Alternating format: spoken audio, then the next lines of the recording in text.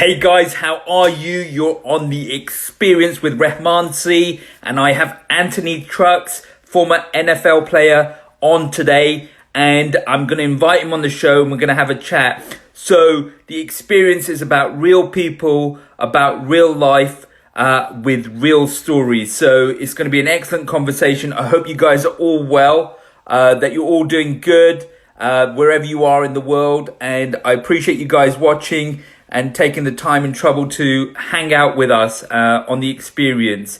It's been fascinating so far. So I hope Anthony jumps on straight away and then we can have a chat. So it'll be interesting. I've already had a quick conversation with him in the past. And so let's see what the conversation's going to be like today. Anthony, how are you, brother? Good, man. I'm good. I got to figure out how to do that IG messaging. People keep saying it to me, and I've never done an IG video chat. So maybe I'm inexperienced with Instagram Brother, there. you have to deactivate. Oh, You have deactivated your video chat facility. That's why. oh, In the interesting. settings, you have to go into video and enable video chat. There we go. I got to hit that switch. That makes sense now. I'll just have to go do it. I've usually, if I do video stuff, it's Zoom or it's I'll do Messenger, but I'll have to figure out this Instagram video Yeah, it's chat. pretty cool. Once you access it, you're gonna love it. So make me the first person you have video chat with. Will people start calling me? Is that going to happen? And people going to start ringing my Instagram messages? That's going to happen? Yeah, that's what's going to happen. So what you want to do is when you've had that chat that you kind of scheduled, then you might want to deactivate it so you don't have random people. But it doesn't actually sound. Actually, it may sound. I don't know. I don't have any notifications on, so I'm not sure. Me neither. All right, we'll figure that out. Well, I mean, Yeah. I can't be getting called on Instagram all day because I get a good chunk of messages on here, and I can't respond to them all. There's just enough time, and it sucks. Okay, brother. So it's great to have you back again. I really appreciate Thank the you. time you've given me. Hopefully, we're going to have a fantastic conversation. Of course So we tell me, are. how did your last interview with me go? Did you enjoy it? What was the Yeah, experience? good time. We just asked a bunch of questions I've never been asked before, which is always good. Makes me think different ways. Makes me have to it'll just process things differently, which is always good. It's always good, man. Expand the brain. So every time you go forward on your seat, that means that you'll be thinking, right? I might be. I don't know. So this is like this is my third podcast of the day, and it's only 9 o'clock Pacific. Brother, this is my fourth one. I'm beating you. But what time is it where you're at? It's like 12 o'clock. Yeah. By that time, all of this will be third. I might have two more I'll have two more by that time. One So, after you. It's a private one. Yeah. So I'll be one ahead of you by the time I get to 12 o'clock my time. okay, you forever in competition, hey, brother. Somewhat it feels like. No competition, man. Just hanging out. Okay, so why did you get into coaching? Coaching coaches. I coach everybody, oddly. I think the thing is that coaching coaches is a clear line, but I got into coaching overall because there was this thing where if I look at my sports career, I was one of the highest level athletes in the world for football. I played in the NFL. And my success always was predicated upon somebody else seeing the field, right? I'm in the game. I could be in the game. I may be a better athlete than the guy on the sideline coaching me, but he sees the field. And so for me, I realized people need to have somebody that can see the field. And I love being in the background and giving people the insight because most coaches, the better ones, have played the game before. So when they come in, they give you insights. It's come from a place that's like easy for me to talk about, but I get to see you go out there and do it, sometimes better than me, and kill it. And so for coaching, I started saying, okay, what's the game that I played that I won in life? There's areas that I specifically have great expertise in. So I step into people's lives and say, look, if you want to be able to be on this specific field, whether it's I want a great marriage for somebody, or maybe somebody wants to teach how to be a woman in corporate America, right? Whatever these things that a person's going to come and teach you because they did it, they're coming in and saying, I want to teach this person because I know how to do that easy and I get joy from seeing them win. And so for me, I got in because I enjoy showing people how to do the things that I mastered in life. And I'm still mastering, but I'm far enough down the path where I can turn back and say, look, I crossed that finish line. I've run that race a couple of times. I got you. I can show you some things that be able to cut the time short that it takes to get success.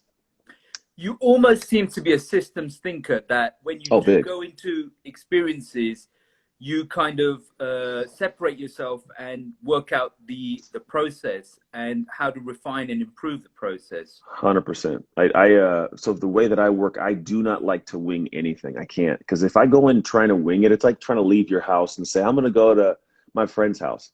I kind of know where they live, but not really. So I'm just going to get in the road, start driving till I find the house. Like, good luck.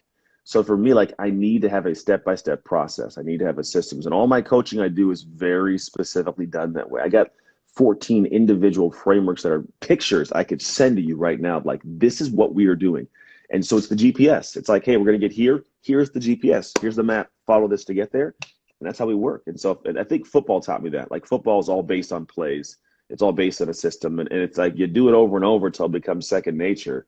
And then you get successful at it, right? And so for me, it's the same way I do my coaching. Everything that I think of, I put into a process so I can teach. So you say that it's football that pulled you into this mindset, into this way of thinking. Mm-hmm. But you also pulled out a statistic that says that if you're from a foster home, which Mm-hmm. is what you were, the likelihood of you being in the position you are right now is very low. Very low. Yeah. So I'm thinking maybe you already had this systems thinking, this process, this way of this aptitude already that allowed you to navigate what was otherwise statistically an improbability.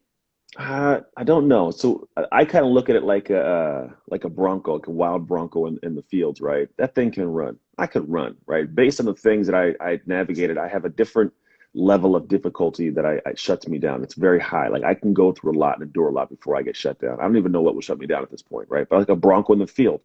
However, systems are kind of like putting, taming the bronco. It's like putting the bit in the mouth, and it's putting the reins on the horse. You can control that energy. And so I think I had the ability to run, but the systems, like structuring that, like putting into a process that could run smooth and quick, I think that was more of like kind of putting the bridle on the horse, and that was football. That was taking all this energy and putting it into a structure so I could learn how I could actually go faster and farther. It's like a blast. It's another one. If I have like a cannon blast, I have all this gunpowder. A cannon works well because the gunpowder is confining the blast, so I can projectile point something somewhere. If not, I could put the gunpowder in the ground and explode in all different directions. So for me, like, football taught me to put that cannon, like the gunpowder of me, into a cannon and point it where I wanted to go. That, I believe, is what football taught me with systems. Talk to me about Bronco. Talk to me about your identity. Mm-hmm. Is Bronco your identity? Oh, no. No, that's just a word I just thought of just now. I don't think Bronco is anything more than just the wildness of our personalities as human beings. Everybody has a little bit of, like, we'll call it crazy Bronco in them, though. Like, you want to go hard, but then there's usually a fear behind. Am I gonna get shot in the open, area? Am I something's gonna go wrong? So they don't always let that thing out of the gates. But for me, no, the identity of me, it's not wild like that. It's I'm, more of I'm, like the calm energy. yeah, I'm always, I'm thinking maybe Bronco is like, your superpower. Could be. So, that's what I was trying to understand, whether that Bronco-ness is your superpower. And so is it your identity? You're saying not. No, I kind of threw that out as a metaphor, but I don't think that that's my identity or my superpower. My superpower, interestingly enough, is connection to other humans. Like, I have a weird ability to talk to dang near anybody about anything. I'm a guy that likes to consume the most off the wall news and stuff because I like to have information in my head, and I find that if I talk to somebody for a good, like, 30, 45 seconds, I'll find something that we can both anchor on, that I happen to know just enough about to have a cool conversation.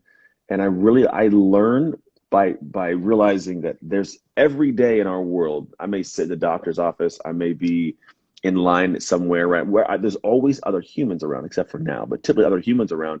And I'm in rooms and I'm like, in this room with me right now are 10 people, which means there are 10 things that I don't know about life that they might know that could help my life be better. And so I want to talk to people. I like to have weird conversations and be the odd guy that someone's like, I met this guy in line at the grocery store, and he asked me a question, and we started talking. We're talking about, like, life and philosophy, and it's like, but I want to know what you know from experience, and so I have a weird way of sharing just enough about me to open up the gates for someone to share enough about them to where I get this weird nugget. So my superpower, I believe, is like the ability to connect to people in odd ways, not super deep, like crying on my shoulder, but just enough to learn something because the position I'm in as a leader in thought areas, I need to have more thoughts in my head. So it actually aids my career by having other conversations with people's different perspectives and worlds to get other thoughts. And that's what I share. It's a collection of tons of brains, tons of experiences put through my filter out to the world to help people. Okay, so that's interesting. Let's talk about why you want to have these different perspectives. Mm-hmm. You mentioned you want to share. Hang on, you've answered that question. Let's go into the idea of if you were not going to be in the career that you're in now, Mm-hmm. the journey that you weren't in now, what Yeah. would you have been if you hadn't become an NFL player?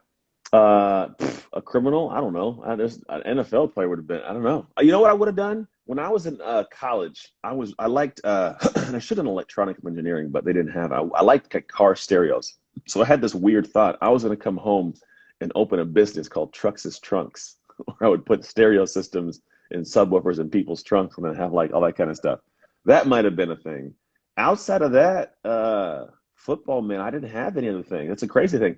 Since 14 years old, this is what I did. I didn't have another perspective of what I could do.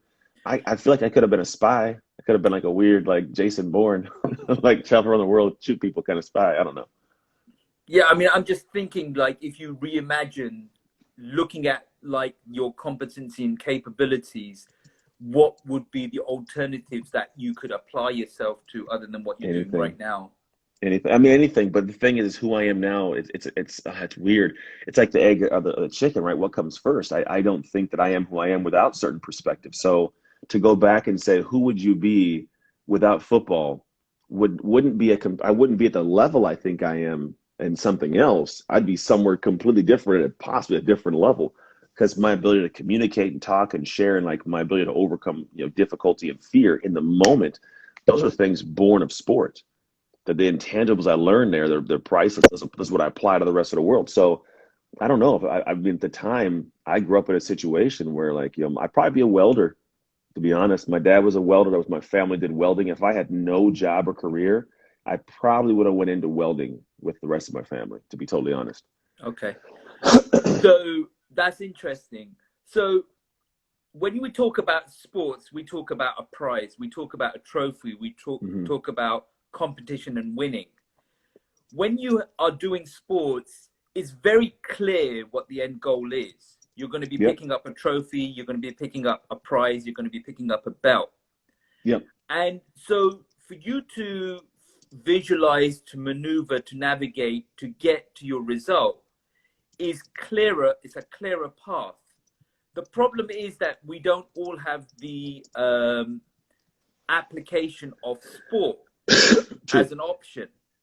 And so if success is based on knowing what the prize is, how do people determine in a non-sport environment what the prize is?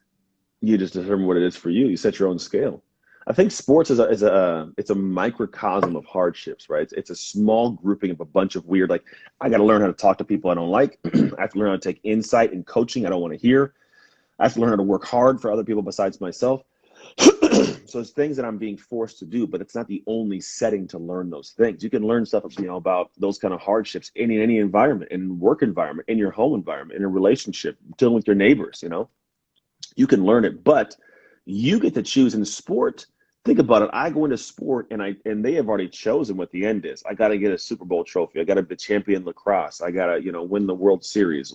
Though the sport's already determined the finish line, the level at which to level yourself. The path is clear and the map is there. Yeah, and we think that's a good thing. And I think it is, but it's a lazy thing because most life isn't lived in sport forever. There's very few people that live it forever. However, we all as human beings have things that we see as being worth our time. Like, this is worth your time. For somebody else, they might say it's not worth their time. But you can't go in and say, oh, well, if it's not worth their time, like, I suck. What we do is we sometimes go into the world and we don't set the scale for what is good, what the finish line is.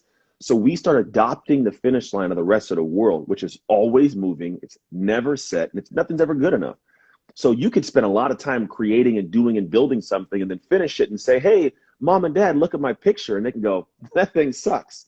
Because the world does that. Hey, look at this cool business I got. Ah, that thing sucks. You're not making 100 million a year. Or, hey, look at this good interview we did. Oh, you don't have 600,000 live viewers. This thing sucks, right? And the thing is we'll get to the point of like, oh, well, man, maybe it doesn't so good. And we tuck away and we get small and we don't re-enter that space and build it. So for me, I'm like, you don't have to have somebody else's scale. I don't have to adopt the sports world's here's the end result. I don't have to adopt that person's scale. I go home, my private time, literally get a pen and paper out and say, if I can do in the next 12 months this, and this is great for me. And I may bring somebody in, and a wife or a friend, like, hey, hon, here's my Right, but list. Can I be the hired? difference is, though, that we don't know what that is. No, we don't, but we can plan towards something. If you don't plan towards anything, I mean, no, nobody really knows. I can't guarantee what I do is the king and the end pinnacle, but you find that out while going down the path. And if you have no reason to get up out of your chair to go down the path towards something, you never get to the forks in a road that end towards the thing you're supposed to do. So yeah, there's no clear defined line, I promise. But like people are like, how do I find my purpose? Well, you chase your passions.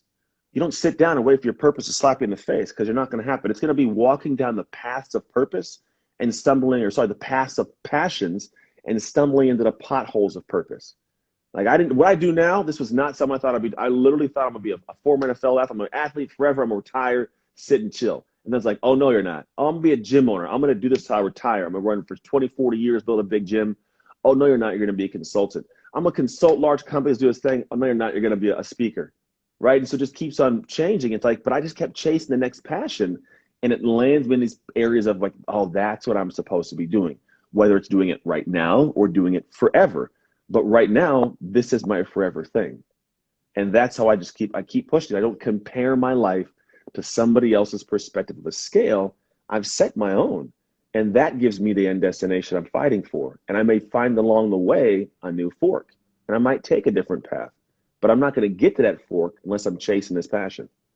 Okay. Have you heard of Joseph Campbell? Yeah, the story guy, Hero's Journey. Yeah. What do you think of that? I like the process. Sometimes movies use it almost too perfectly, to a T.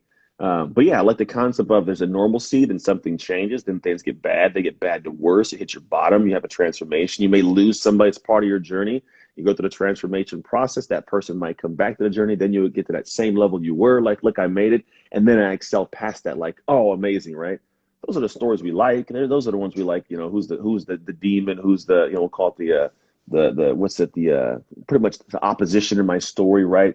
Who is the foe? Like, there's all these parts. Donald Miller does a great job with his story brand book of opening it up to make it work for business. But realistically, any good story has those different inflection points. You could probably break out almost any movie that we've ever watched. It has that, right? It has the hero's journey because it endears us as human beings to the character. What do you think of Joseph Campbell himself? I never met the man. I don't know much about the guy. I just know about his work. Okay. I mean, he was a Harvard professor, as I understand it, and then he spent a lot of time reading books.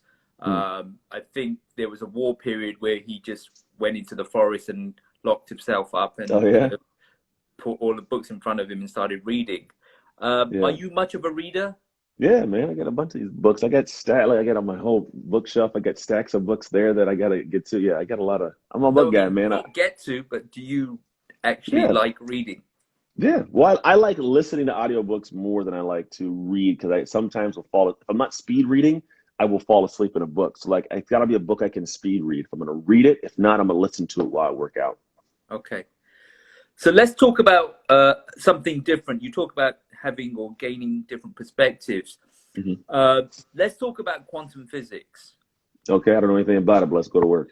What do you know about it is my first question. Nothing. I think the most I know about quantum physics is a couple YouTube videos I watched, which had who was it? I think it might have been. Oh, what's that? What's the black guy that does the TV show about Earth? He was on Joe Rogan's podcast. I can't think of his name. He had the little mini fro, his little mustache, black guy. He's like something with T. Degrasse, something. Yeah, Degrasse Tyson. Neil deGrasse Tyson. So that guy, I learned a few things from a podcast that he was on and talking about some of the quantum stuff. I don't fully grasp it all, so not much, unfortunately. So, you know, the idea is that everything goes down to the subatomic level, and then there is the quantum field, and that things aren't physical, that there's vibration, and that Yeah. events occur as they're observed, and there's a realm of probability, and events occur as they're observed, as opposed to they actually taking place otherwise. So, what do you think of in terms of that theory? Do you how does it impact your life? Do you believe it impacts your life? I mean, I don't know. As an area that I couldn't give you a full. I guess for me, I don't know if things fully impact my life, and I don't know how they could sometimes. Run that back for me a second, because you're going in a different direction, which is great. I love the direction you're going. You make my brain work. So maybe reframe that. Okay, so it's about life. Yeah. So as we understood life, let's go back. Let's paint a big picture first of all. Start. In previously, people understood the world to be flat. Yeah. And when they understood the world to be flat, they couldn't understand the celestial beings in the sky. I can see that. Yeah. The second, the mathematicians and the people understood that the world was round, the night sky became measurable and Yeah. navigatable, right? Yeah. Mm-hmm. So now what was random became more understood. In Yeah. the same way, we've moved from what was Newtonian physics to what is now quantum physics. Mm-hmm. So what they understood as matter and atoms, we've gone below that. And now we see that everything is not matter and atom, but it's something that you can't even see or observe. It's at the quantum level. So Gotcha. particles make up atoms, make up protons and neutrons and electrons. Yeah. So those particles come through string theory, and string theory is vibrations. So vibrations create those particles. Okay. And the vibrations themselves are determined mathematically, as they understand it right now, based on dimensions. So the universe has multiple levels of dimensions. Okay. And so through those dimensions, particles, string theory develops particles. And through those particles, ultimately through vibration, develop atoms, right? And then the humans come. And then the humans come, and not only the humans, but the whole solar system comes. And then you have black holes. So it is like this constant growth, macro, and then implosion into micro, right? So you've got big this time going micro on. sounds like. Yeah. You hold a Christian philosophy or belief. Yes. How does quantum physics correlate with that? Well, the thing is, I again, like, I think I would have to know the others. I have to know more about quantum physics and see what the relationship is, and even try to find my own way to tie it in together. And I think at the end of the day, there's going to be a lot of things that always question and challenge people's belief systems, right? And it's interesting because even with all kinds of science and a matter of faith, I always look at it as like to say that a God created it doesn't take away from science being valid. You know, just because it's more of like this was created in this way doesn't mean that all of a sudden, you know, science just happens to go out the window. Because there's ways you can even make sense of all like this stuff. Like if you look at this will go into the faith aspect and the pivot, but it's a good movie. I can't remember what the movie's called. It's a good documentary, and it looks at like the striations of sedimental layers in like the Grand Canyon. And if you look across these vast areas of like literally hundreds of thousands of miles across multiple states in America, you'll see like the same striation levels. And the only way that that's possible at such a long distance would be for a single flood to come across and to all of a sudden everything settled in. Because if not, you'd have this river running, would settle some stuff. This would run, it would settle some stuff. You'd have a bunch of different striations. And all of a sudden you get to this point where all these different striations and levels become this, it's like, it would be different if there was different time frames. The only way for it to be would be for one level to settle in. And then people are like, well, when you carbon date that, it would have to be somewhat similar. And here's where the carbon dating thing comes in that was interesting to me. But here's what I've noticed. Like, if you look at a lot of different dating structures, like, you know, you can do carbon dating, you can do radioactive dating. You can't always get the same number for age. And it's interesting, as someone said, if you think about the way the world was created, it's not saying it was created slow, it was created in an instant. And God time isn't the same as our time. So God could have made this in a day, but then from our dating processes that aren't perfect, we measure that and say, on our time, that would have been 17 million years, right? Whatever, 200 million years. And so when you start getting into this, like the science and the data, like, I don't think it really pulls me away 100%, right? It would make me question. I mean, I'd think about it. Let's be honest. I would think about like, how do you do that? But the reality is just because our science sees things the way that we see them now, whether it's even, quantum physics, it doesn't completely take away from the fact that it was probably or could have been created by a single creator. Oh, right. I mean, I don't disagree with what you're saying that there can be both can be equally valid.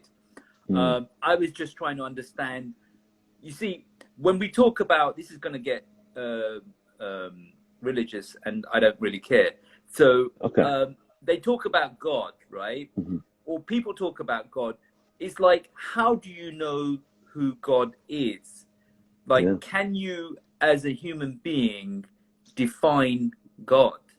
I don't think you're supposed to. I think we think about what God is and who God's supposed to be, we're not supposed to make sense of it. It's not, our small brains are not supposed to be able to make sense of it. And some people could say it's a tool used to control us and keep the small people down. That's why they have religion. And there's very valid points to that. But I've always looked at my sense of belief in a specific way. And this is how I look at it is I like to live my life in a way that feels right and does good for people. And we know right and wrong. God or no God, we know right or wrong. And the majority of faiths, the majority of religions are based in a sense of I want to make sure I'm doing things right. But And let's so, hold it there for a second before you yeah, go forward on that. How do we know what I is don't know if right we and know. wrong? Well, if you think about it, it's I think it would be based on experiences and other people's reactions. Like it's not right to slap someone across the face because it causes pain, right? It's probably not right to sleep with another man's wife. Like there's certain things I think we know aren't right. Now there's going to be some in between things like more cultural and social because that does adjust things. What is right over here in America is not right in Kenya or right in Chile or right in Australia, right? It's just differences.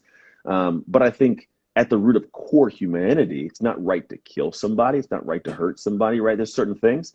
And so I think if we get to that level, most religions have some base of like treat other people right, like treat other people with care and kindness, the way you'd like to be treated. And so if I look at that, whether or not I 100% know to my core, which my life has been a weird collection of experiences. I have a deep faith that like God exists, man. That's my own faith and belief. But here's what it does. It allows me to show up in a way different way and make other people happy around me. I have kids who are strong, who are smart. I have friends that get cared for. I have family that gets cared for and loved. And I like to attest that to the way that I like to live my faith. So, right exists, doesn't exist, as long as I'm living in a way that I think brings joy to the rest of the world and allows me to experience my life positively. Like that's what I'm going to say is proof for me to be a God. It's like, do you, I mean, so to have faith, and can you correlate positivity with faith is what I'm trying to say. Not always. Because if you have faith, it's almost like an equation where you put an X because you don't understand something, so you call it faith. Uh, I don't know if I get what you're going towards. I got faith this will happen. I don't understand, so I'm gonna put it in God's hands. Yeah, I get that people can do that, but I'm not saying that faith means I'm not understanding. I'm thinking faith gives me hope. Like, the thing is, what it gives me hope to pursue something. I don't think having faith makes you. I know a lot of people who have faith who are unhappy, but at least it gives you hope in the unhappiness. Right, I understand that. But in terms of like living your path, truth, positivity, so if you aren't able to connect from A to B, then there is a level of weakness in your execution. So, for example, Why so? you talk about systems, right? That you're a systems guy. If you're in sports, you're the strategist. You're able to look at the field. You're able to give insights and point Hmm. out. Yeah. If you told one of your players, "Hey, you just got to have faith. Whatever I'm saying, just do that, and it Hmm. will work." But you're not doing it as a system or uh, an insight. Surely that student is going to have a weaker understanding or application Of of what you're course. trying to say. That's like if I have my kids and I say, hey, Isn't do that the this same thing. thing as what you're doing with life? No, because if you think about it, I have to, in order to take, so here's the thing, it's the entity it comes from. So if I have my kids go to me and they go, I go, hey, go do this thing. They go, why? I say, because I say so, right? That's not, it's the same thing. It's the right way to handle it. And I could tell them exactly why, right? But you got to think, are they trusting the But instead of source? saying I because I say so, what you could also say, you just got to have faith. Yes. So it's the same thing. It's the same But exact would the thing. kids Here, accept that so point? here's so here's my thing. It depends on the source, right? So if I have a person who I see that's on the side of the street and they are living in a tent and they got a shopping cart full of stuff and they don't have a home, I'm not going to listen to them tell me about what I should do with my money because they obviously haven't been smart with their money. But if I see a guy get out of a Bentley and walk into his nice house and I'm walking by and I could ask him, I'd take that person's advice for money. So you're asking something I get it, but it depends on the source, right? So if this person's been around me for a long time and I've shown to have a reason to trust and why the majority of things I've said have led me in a great place, then I could viably have faith. But it depends on the source and who I've decided to put my faith in. That makes sense. So It yeah, I makes don't I sense, but that it makes sense. But the point that the person has only faith well doesn't make no. sense. Well, yeah, but you have to have faith in something. You can't have faith by itself. I can't sit here and say, I have faith. Well, faith in what? In air to fill my lungs. Like So I gotta have faith in a thing. the reason I'm making this point is that uh, I have a disagreement with people that base their certainty on faith.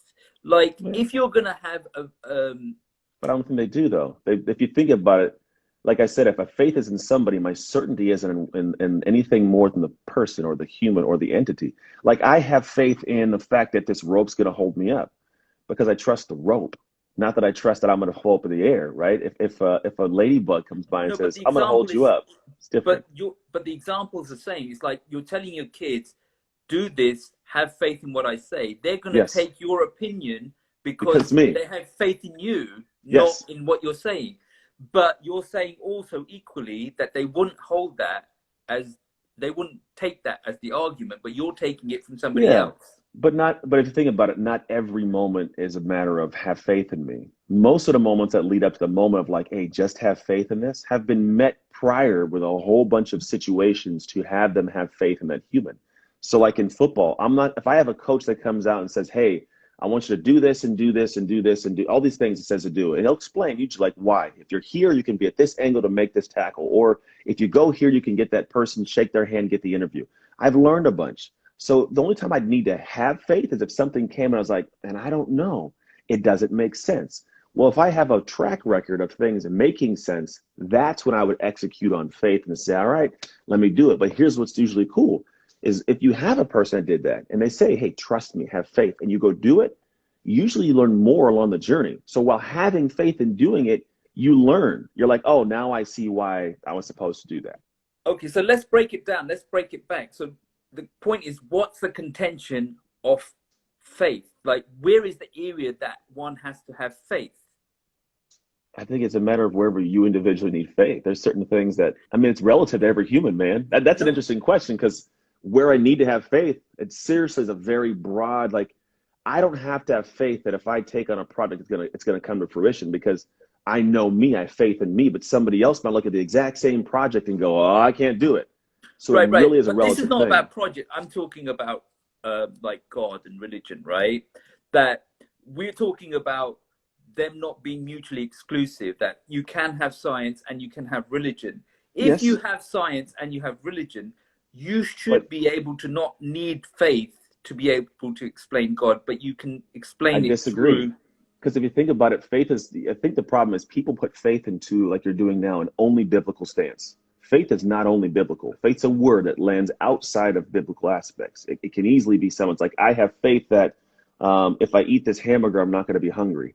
It's a belief in something I may not 100% know right now. So it's not that it's a biblical thing. So I can have faith in science. You could easily say, I have faith that taking Tylenol is going to remove my headache. And it's just if you use the word, so I'm trying to give you a perspective to use the word as a word, then you can apply the word to anything you want, science and religion if you choose to. But then if you say biblical faith, like the faith in the sense of that, Now we have nuances because that means I'm believing in an entity and a God and a something that maybe my eyes don't see, but I have to believe internally. And then we go back to the same conversation of I have faith for what I've seen happen in my life. And even if I may be crazy and no God exists, I feel good about the way I've lived my life based on my internal thoughts of what faith should be to me. Yeah, I'm just saying, for example, if you observe the universe, if you look at a scientific perspective and you see properties and values in the universe, you see designs and patterns, Yeah. that's non-random. Yeah. Statistically, mathematically, the You could create probability that. of non-random events happening are hmm lower than random events happening, I agree. right?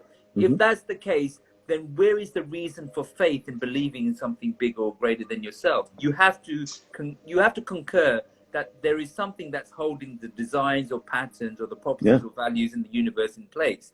I'd And the agree. reason, It's a grand design, which means right, that right. I would think that somebody designed the grand design.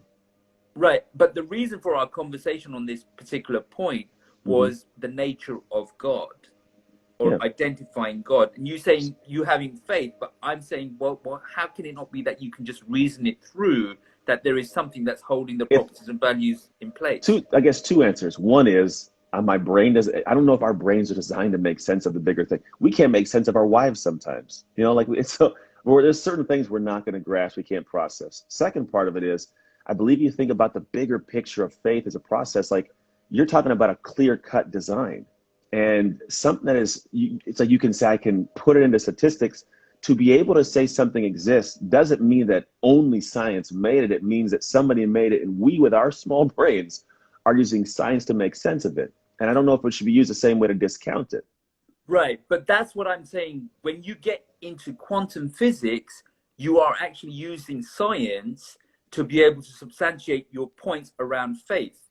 Because when you Somewhat, get, yeah, I guess. well, when you get into quantum physics, then it's moving into the non-matter The God space. particle, yeah.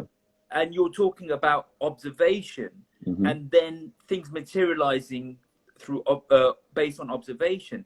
Yeah. Well, your philosophy is about thought, that hmm mindset. Do you get what I'm saying?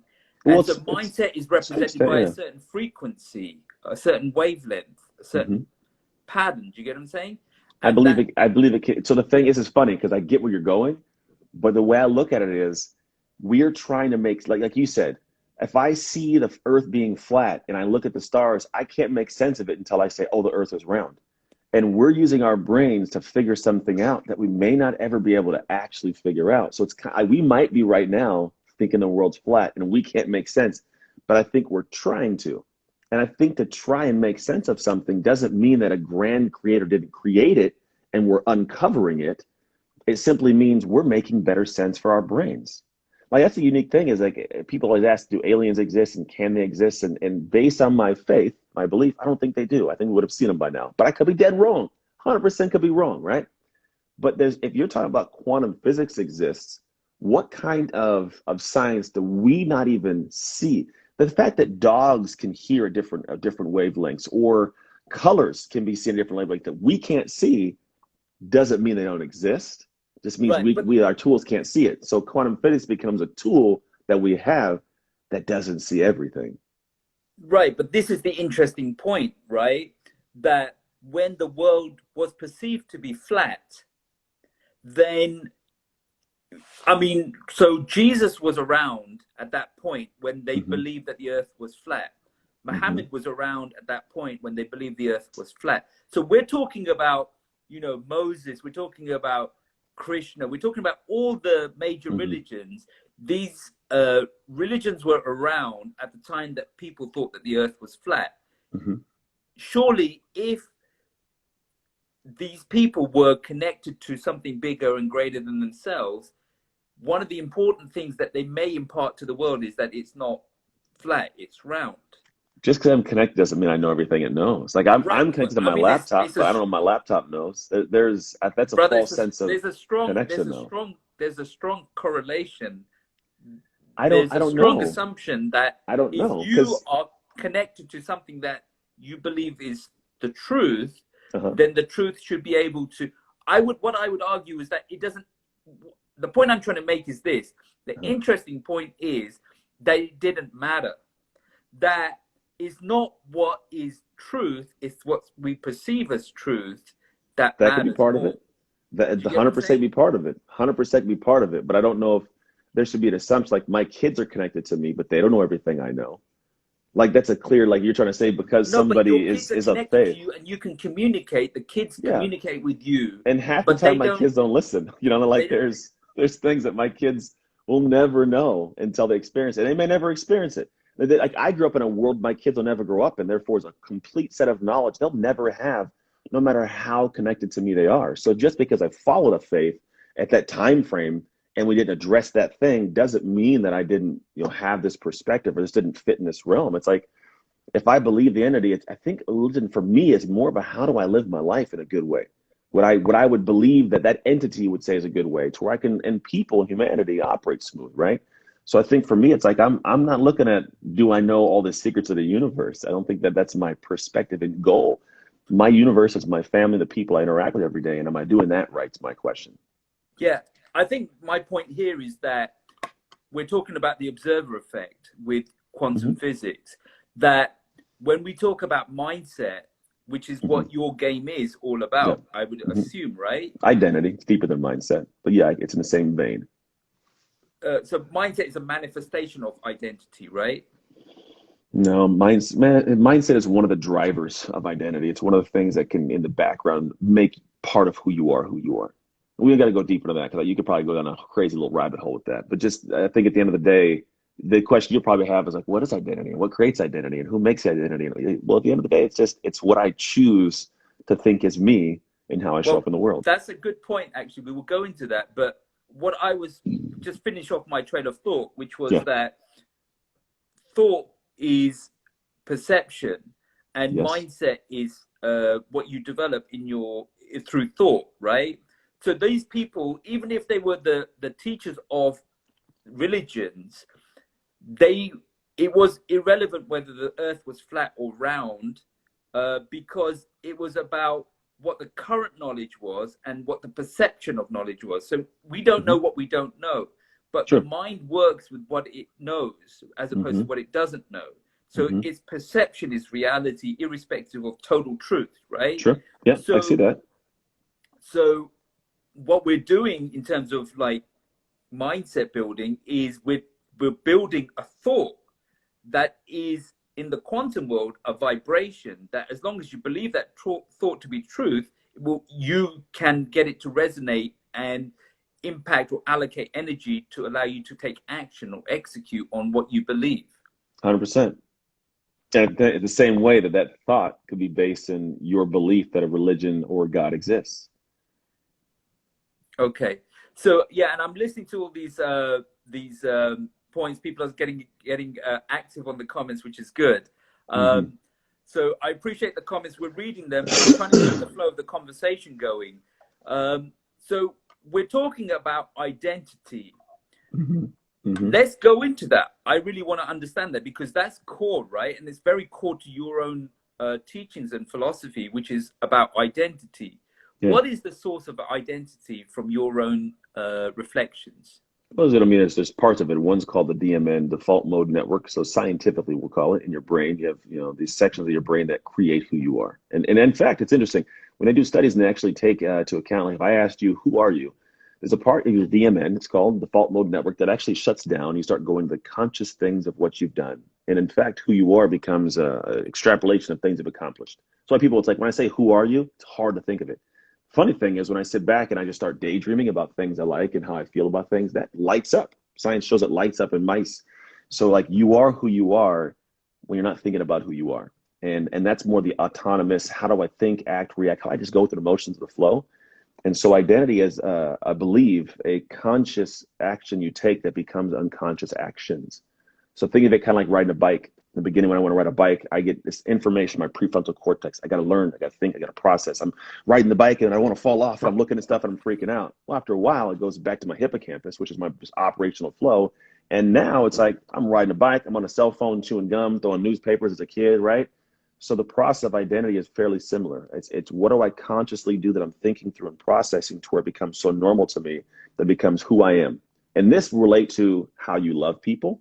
It relates to how hard you work at a project. It relates to how when you quit, what you believe is faith, all these things. It's just a matter of what I put effort into. And so identity is something that comes from your personal creation through creating things you do in life, going through the hardships. What is your soul? What's your soul? Man, that'd be an embodiment of who you are outside of the flesh. That's going to be the internal human that you really it's the separation of the physical and the spiritual aspect. It's funny too, is when I think soul, I think people always, like people wonder, like, do I believe in ghosts? I 100% believe in ghosts. If a ghost exists, that's the way a Holy Spirit exists. And if a spirit exists, there's got to be a soul in place. So I believe in ghosts, I believe in God, and I believe the soul is that part of you that when the physical aspect dies, the union separates, and now I'm this individual entity, we'll call it, that is in maybe past your quantum realm, or in a realm that none of us have any tools to even comprehend exists.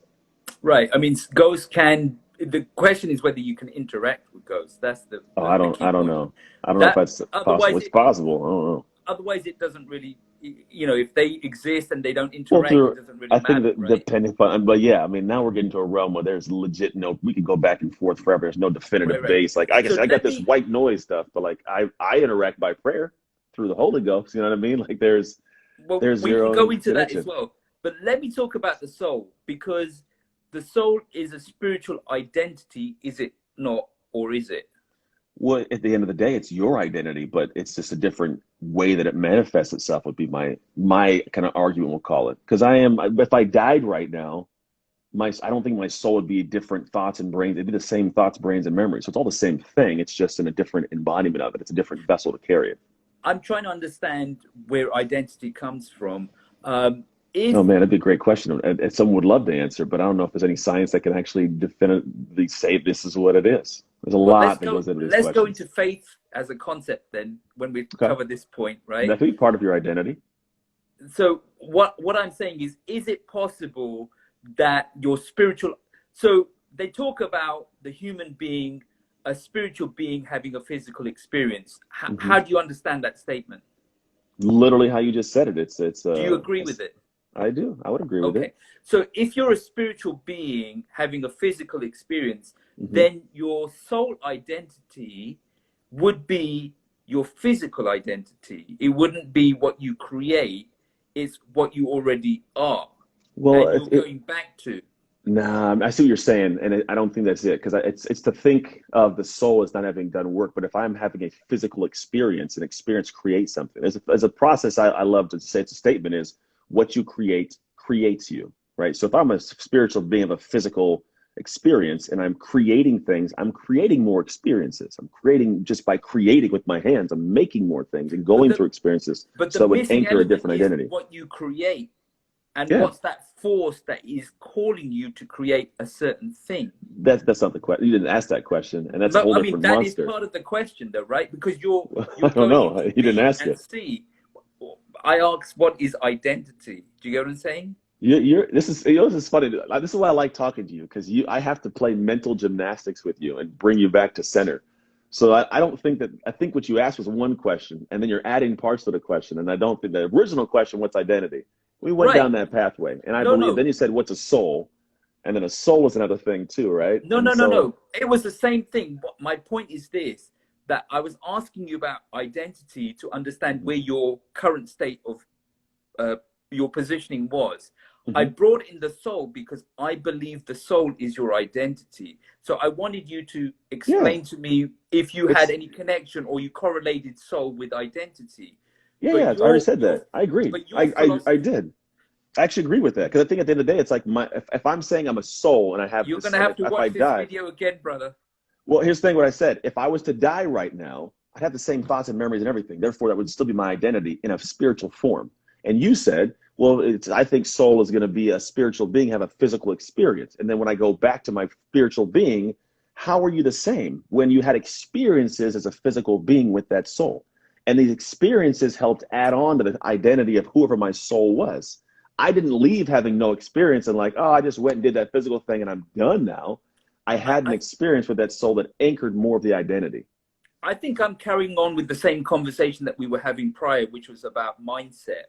And I was trying to bring it down to identity. And I was Okay. trying to understand whether our identity is what we create or what we try and fulfill. There's My both. It's my both. my Because assumption. to fill something would be what I create. If I have no drive to create, fulfill something, I wouldn't be creating. So it's the same path.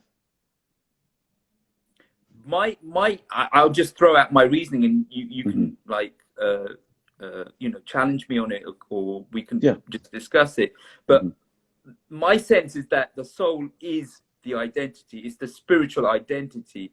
That Agreed. if we're spiritual beings having a physical experience, Hmm. then we're using physics as a way of identifying, uncovering, realizing what our spiritual frame is, because the spirit doesn't have a frame. It's not bounded, it's limitless, but it becomes limited in the physical world. So for example, you could have the But identity of why? being a Why hear would it me become? Yeah, yeah. hear me I'm through. listening. Okay. You could be a swimmer. Your identity prior to birth could be that you're a swimmer. If you never take the jump into the deep end, then you will never know if you were a swimmer. But if you take that jump and you start swimming, then you realize through the physical world what you spiritually thought is true. So the physical world So through you're in the belief through that your soul and identity is intact in existence prior to you being born, and then you're having it. So I'm like you believe in multiple lives then, like No, I different. don't believe in multiple lives. That's a separate thing. I'm just saying that you're talking about you have a feeling of right or wrong. That feeling Okay. of right or wrong has to come from somewhere. So Yeah, life wherever that experience. That's going to comes be from nature. is where your Nature. identity also is. Yeah, and the thing is, your identity for the most part's programmed. Like psychologically, it's programmed before you're 15, 16 years old. So it all comes from experience. I don't think we're born as human beings. That's why nature nurtures a conversation. I don't think we're predetermined to have certain aspects. Like I'm not, my soul isn't a swimmer, I don't believe. Like my soul's my soul, right? And when I get into the world, I get to create things that bring my soul to life. Now, I think that that's when it starts. Now, when my physical body passes away, that identity is still intact in my soul, and that soul goes to heaven. This is my belief. Okay. Doesn't mean that I have no And proof of that's what we're this. discussing. That's what we're discussing. Yeah, So yeah. what you're But saying, I don't think we use physics in that. That's a different okay, physics, is a so different conversation. okay, so this is where we have the clarification. So my understanding of what you're saying is when you come on earth, your soul is neutral and Yeah. you create on Hmm. that. Okay. And then when you exit, you become whatever you've created. Yeah. My point of view is different. What I Yeah. say is that we already have a spiritual identity Yeah. that is unbounded in the spiritual world Okay. if we are both a spiritual being and a physical being. Yes. So the journey into the physical Hmm. dimension is actually the hero's journey of Joseph Campbell, that you're going in and you're trying to discover through the calling, just I as see you what you're know, saying now. but hear me Yeah, through. yeah. You have No, to hear me I through. know. I'm just saying. I hear what you're saying now. Go ahead. Yeah. So just like you are getting the feeling of right or wrong, you also have this calling in you telling you you have to be or do something. When you want to be an NFL player, where's that coming from? When you don't become it, why are you being dissatisfied with your lack of achievement in something that you feel you want to be? Yeah. So what Yeah. I'm saying is that you already have a spiritual identity. Hmm. The physical world is your playing field. It's the gauntlet for you to determine or get a clarification of that spiritual identity. Yeah, You I get totally agree with what bounded. you're saying. Yeah, it makes sense. I think the thing is one, first taking into account, I believe we have free will. I believe we're given free will. So So that's one. But but hold on. But you've my final had, point all right, is go ahead, that because I got to unpack a lot now. Go ahead. my final point is that the journey is one of rediscovery or And discovery I of don't your believe that. identity, whereas I think you're it's saying discovery. where you're saying is the creation of your identity. That's what I think the difference Well, is. I think part of it, I believe we have a plan that's in place for. I think life is an amazing plan. I think God put some things in place that are great. We're also given free will. We also have a devil, right? So you have different dynamics that are always fighting against the same monster, and we're all trying to create something kind of crazy. So I get what you're saying. What you're trying to say is that we have the ability to be balanced as spirits. We come into this world, and there's already something preset for us. We're going towards it, and we have a fulfillment or lack of fulfillment based on whether or not we express that on the playing field of life as our soul. I don't personally believe that we are, because then, and to have that tells me there's a thought of, I was already in existence and thinking this before I got into this. And I think if that's the case, then why can't I remember that? That's just my perspective. Like, if I'm going to be the same entity when I leave, well, if I was to re-enter, I'd already have something, but I don't have that. So the way I look at it is like, all right, I have this, God creates me, and I get put in this soul, and I get put in this body, and I come in, I show up in the world. And I believe there is a plan, but then there's so many dynamics that can take place out of God's plan and out of my control that are like, all right, here, this was going to take place. Now through this, I may have something where like, I feel like I would like to play football. I feel like I want to be a swimmer, but I think that's more of what's available, nature and nurture, right? I think that's what I run into, because based on my upbringing, I statistically shouldn't be here. I should be literally in prison, or I should be a bad dad, or be homeless, or never graduate college. But the truth of the matter is I got to create and develop and build my identity out of something that wasn't statistically in place. So I look at the dynamics of the world we live in as, yes, I'm a physical body experiencing something as a soul that came into this world. And what I physically do with this physical experience creates my identity. Because in your line of thought, I would leave this body and have a vast amount of knowledge that I could never have as a set inside my real life. And I don't know if that makes logical sense. And then I go back to the beginning of our conversation and say, there's no way my brain can understand all this. Yours as well. Like, we don't have the full capacity of our brains to know all these things.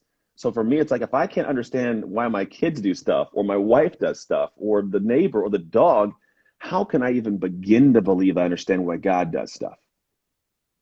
Why do we have psychologists?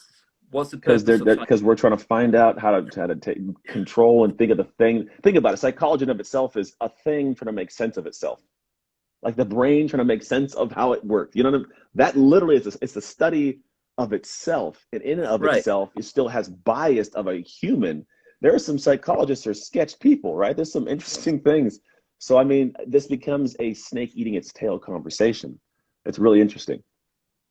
Yeah, I don't think, I mean, that's part of the nature of it, right? And I appreciate everybody putting their comments in. I'm sorry I didn't catch up with all the comments. There's loads of comments there. But we'll carry on talking. We've got about 2 or 3 minutes left, I think. So I'll hold it there. What do you want to talk about, brother? Oh man, I'm just hanging out, man. I have nothing specific that I want to roll through. It was so Joel Ficca and Philip Pun one, and then One Beautiful for Life for You. I'm loving they're having some cool conversations. Joel says, for a Christian like myself, everything has been predestined and planned for us before now. Now it's up to us to accomplish these things planned for us. And I have an agreement with that, because I think for me, that's why I said there's a plan in place. And I know I have free will. And I think that there's whether you want to call it God or the bigger creator, I believe we got a really cool plan put in place for us as humans to do some things. And I believe that could be what you call the identity we're working towards. But I think we have also free will. We have fear. We have Satan that goes and clouds the path up, or we mess the plan up because we're scared of something, or somebody comes into place that gets there. And so I think that if we follow along with the flow, that doesn't always feel good, but it's hard. And even if it doesn't make sense, have faith. I've found that, dude, I'm an example of a life lived in weird ways that can't on paper make sense. I'll give you some statistics, and if you can make sense of these, we'll go ahead and say, like, you got it all. Here's the way I look at it.